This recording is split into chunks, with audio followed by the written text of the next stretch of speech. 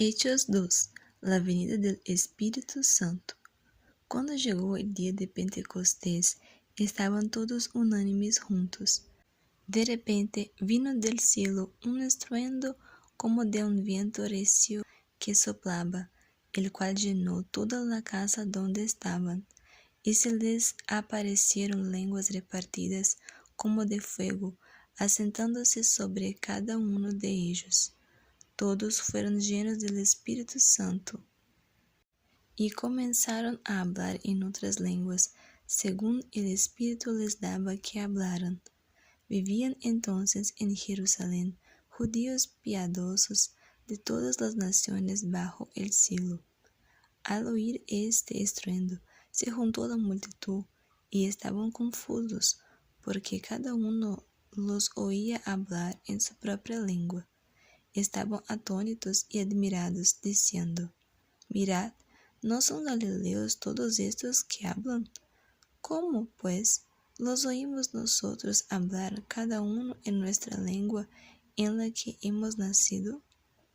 Partos, medos, elamitas, y los que habitamos en Mesopotamia, Judea, Capadocia, el Ponto y Asia, Frigia y Panfilia, Egipto y las regiones de África, más allá de Cirene, y romanos aquí residentes, tanto judíos como prosélitos, cretenses y árabes, los oímos hablar en nuestras lenguas las maravillas de Dios. Estaban todos atónitos y perplejos, diciéndose unos a otros: ¿Qué quiere decir esto? Pero otros, burlándose, decían: Están borrachos. Primer discurso de Pedro. Entonces Pedro, poniéndose en pie con los 11, alzó la voz y les habló diciendo: Judíos y todos los que habitáis en Jerusalén, esto os sea notorio, y oíd mis palabras, pues estos no están borrachos, como vosotros suponéis, puesto que es la hora tercera del día.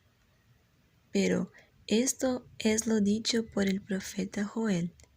En los postreros días, dice Dios, derramaré de mi espíritu sobre toda carne, y vuestros hijos y vuestras hijas profetizarán, vuestros jóvenes verán visiones, y vuestros ancianos soñarán sueños. Y de cierto sobre mis siervos y sobre mis siervas en aquellos días derramaré de mi espíritu, y profetizarán. Y daré prodigios arriba en el cielo, y señales abajo en la tierra, sangre, fuego y vapor de humo. El sol se convertirá en tinieblas y la luna en sangre, antes que venga el día del Señor, grande y glorioso, y todo aquel que invoque el nombre del Señor será salvo. Israelitas, oíd estas palabras. Jesús Nazareno, varón aprobado por Dios entre vosotros con las maravillas, prodigios y señales que Dios hizo entre vosotros por medio de él, como vosotros mismos sabéis, a este entregado por el determinado consejo y anticipado conocimiento de Dios, prendisteis y matasteis por manos de inicuos, crucificándolo. Y Dios lo levantó, sueltos los dolores de la muerte, por cuanto era imposible que fuera retenido por ella. Pues David dice de él: Veía al Señor siempre delante de mí, porque está a mi diestra, no seré conmovido.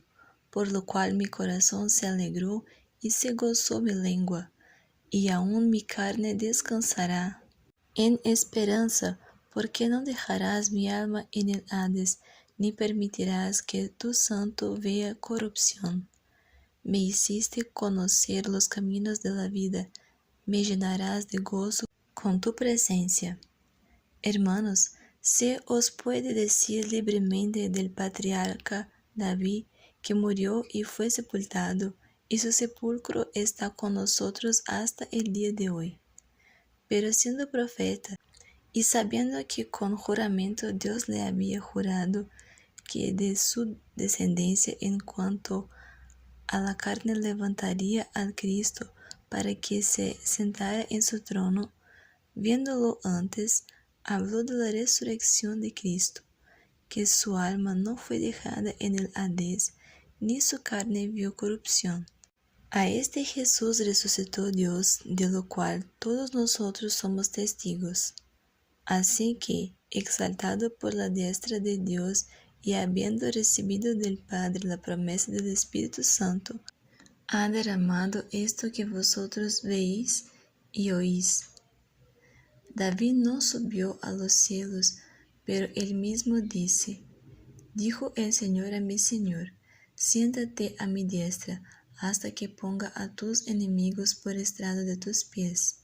Sepa pues, ciertísimamente toda la casa de Israel, que a este Jesús a quien vosotros crucificasteis, Dios lo ha hecho Señor y Cristo. Al oír esto, se compungieron de corazón y dijeron a Pedro y a los otros apóstoles, Hermanos, ¿qué haremos? Pedro les dijo, Arrepentíos y bautícese, cada uno de vosotros en el nombre de Jesucristo, para perdón de los pecados, y recibiréis el don del Espíritu Santo, porque para vosotros es la promesa, y para vuestros hijos, y para todos los que están lejos, para cuantos el Señor nuestro Dios llame. Y con otras muchas palabras testificaba y los exhortaba, diciendo, Sed salvos de esta perversa generación.